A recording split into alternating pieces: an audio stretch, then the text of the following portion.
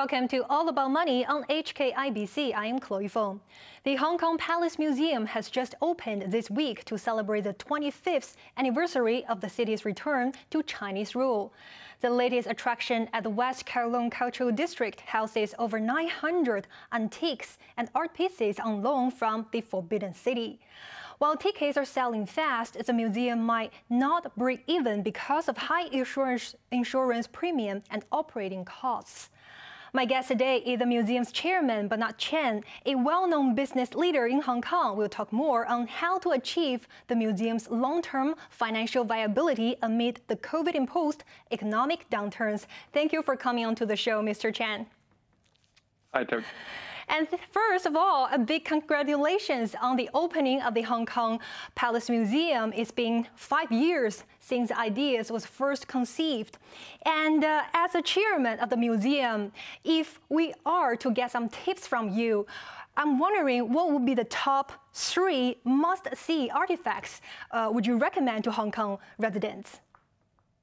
Wow, that is a tough question because among the 914 pieces of national treasures from Beijing, it's hard to decide which one is the best. But I would say definitely, among the 914, 166 of them are what we consider grade 1 national treasures. And in addition to those from Beijing, we also have a number of pieces from the Louvre Museum as well. So it's really, I would encourage everyone to spend a whole day in our museum.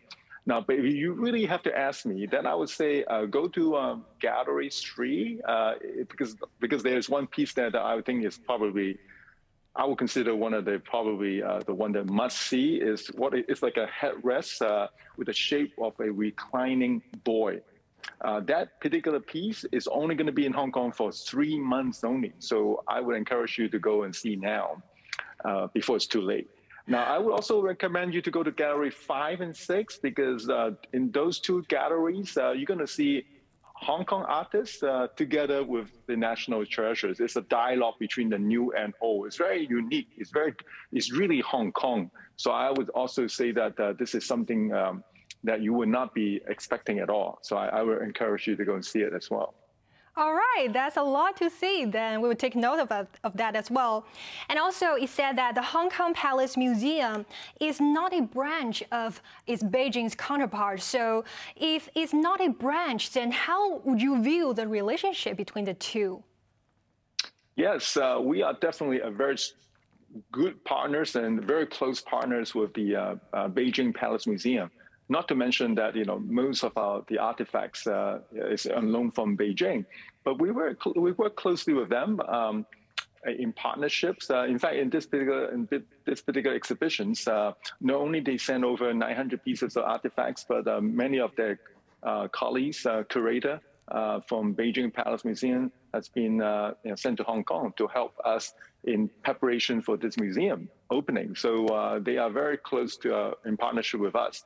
But we also work with many other institutions. We already now have established something like 70, some sort of understanding and partnership with other art institutions globally. Wow, 70s, and there will be more exhibitions coming on later on, I suppose. And also, as you just mentioned, the exhibition include a lot of collaborations and combinations between the artifacts and some modern technologies. So tell us, what were the considerations of incorporating these new technological tools into the exhibition? Like, I've been to the Forbidden City, and it's very, very traditional. So I'm also wondering what will be the combination between the new technology and the traditional Chinese culture? Well, that's exactly it is, right? Because I think, we don't look at Palace Museum and just looking at some old stuff, right? In fact, it's all about telling a story. So the use of multimedia is a tool to how best to tell these stories. It's amazing stories about these Asian art. But we don't just do it through just 2-dimensionally these days. With the help of technology, there's so many things that you can do to immerse, for a person to immerse into that setting. So we have about 53 multimedia exhibits within the museum that people can I can see how technology can help to narrow that gap from the old and the past and the current, right? So I think technology is amazing. We can do so much with it, and we continue to use technology to help to, especially engaging the young audience as well, get them excited to come in and see the museum.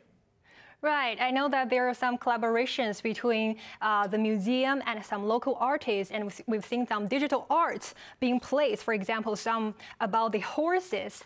But I'm also wondering, as now the very popular like non-fungible tokens are like taking storm in the world as well, would you consider incorporating this kind of technology with the exhibitions in the future as well? For example, to present some NFT exhibitions in the Hong Kong Palace Museum? Well, definitely. I think NFT or the technology allows NFT and such now it's become the mainstream. So definitely, we are already in some discussions with different groups and stakeholders how best to take advantage of this with technology, how to enable it. So NFT definitely is on the table, and it's not just Palace. I mean, you know that I'm also the chairman for M+ Museum, and then we are in a similar discussion together right now. And so definitely NFT or any other form of this sort of technology is definitely in down the road for us as a consideration. Right, then we were definitely looking forward to that as well. And also, a lot of anticipations is about the President Xi Jinping's visit into probably in the city. And if he's to visit the city, he might, take a look at the museum as well. This is just a guessing, but if he really get a chance to visit the Hong Kong Palace Museum, I'm wondering what kind of significance would it mark for the museum from your point of view? Well, indeed, I think President Xi, in fact, was the one who witnessed the whole idea of bringing Palace Museum to Hong Kong. He was there to witness the signing of that partnership between Beijing and Hong Kong Palace Museum. So, so he's definitely aware of the whole establishment of Palace Museum. Now, of course, we don't know whether he will actually come to see the museum itself. Now, the museum officially already opened on the 22nd of June, and July 2nd is our first day to open to the public. So we don't know whether it will fit into the schedule because obviously he's here to if he's going to come to Hong Kong, he has a lot of things on his plate. You have to inaugurate the new terms of the administration and so on. So we don't know. I think, but in anyhow, I think he's completely aware of the establishment of Palace Museum in Hong Kong, and as well as the role of Hong Kong in the future. I mean, because under the 14 5-year plan, Hong Kong is now tasked to be that cultural hub and bring the East and West together. Right, then let's see how it goes later. And also about the ticket booking, we know that the tickets have been selling very fast, but Bernard, can you also tell us how is the recent, most updated booking situation at present? The latest I've been told that we already sold more than 92,000 tickets already. That's almost like over 65% of all the tickets available for the month of July. So we have something like 140,000 tickets for the month of July. So we sold 65% of them already. So we're doing very well. I mean, of course, we anticipate it will continue for many months to come. Right. But also there are some sort of controversies about the ticket prices as well. We know that now the standard ticket fee is 50 Hong Kong dollars, and there are the advanced tickets that will be 120 Hong Kong dollars. Some think that the standard 50 Hong Kong dollar fee is lower compared with some other world-renowned museums, whereas some others, if they compare with a 120 Hong Kong dollar fee with some other museum, then it's slightly higher. So I'm wondering, what were the considerations when you're setting up the prices? Yeah, well, it's never easy, obviously, but we need to strike that balance because first of all, we have to make sure that we have a sustainable pricing model for the museum to go forward. As you know, ticketing sales is only contributing something like 30% of our overall income. And so a large chunk of the resources still come from the West Kowloon Cultural District. And of course, the other remaining 30% is from other sales, sales or rental and so on, right? So ticket sales itself is only about 30+%. So we need to make the model financially viable. Now, we think $50 is very reasonable. Yes, we do have 2 galleries that where we house the special exhibitions, and we price it for $120. But you can see great majority of the artifacts within the $50 range. In fact, I mentioned earlier, we have of the 900 plus national treasures from Beijing, 166 of them are what we consider grade 1. And for $50, you will see a majority of those 166. So I think that, for $50, you get a very good deal. And in addition to that, we also make Wednesday a free day. Anybody can go in to the museum for free. Right. So that's on Wednesday. And in addition to that, we don't charge anyone below 7 years old. And students, including university student, you got a concession. So you only pay half of that $50, $25. And for any senior citizen, also $25. And half also for the special exhibition. So in other words, if 120 is $60. And we also have another 150,000 tickets that we will be giving out to people with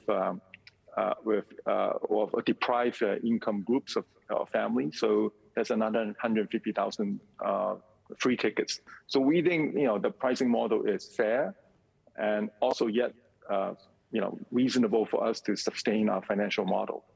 All right, but as you just mentioned, it's very reasonable price. But then, if it's only account for like 30% of the total revenue, then for the finances, it's still going to be a challenge. And I've read some reports you have been saying that you will consider opening up the naming rights to some exhibitions at the museum. So tell us more about this aspect as well.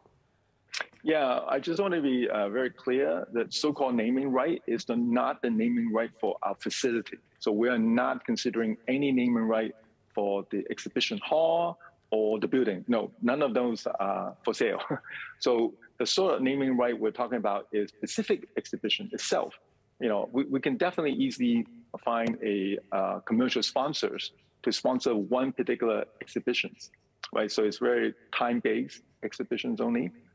We can also offer, I think, a naming right for curatorship, that kind of thing, which is very common in museums worldwide. So those are the things that we are considering. Of course, we also have other forms of partnerships. It can be a specific program for education. We can offer that as well to commercial sponsor as well. There are a lot of things we can do to generate additional income. But aside from those so-called naming rights, we also have other potential revenue coming from F&B. Obviously today it's not easy under the COVID restriction, but over time we believe F&B income from we have 1 restaurants and 3 cafes, and so those are also income. And also we also offer certain areas for rental purposes or event purposes. So all these can also generate income.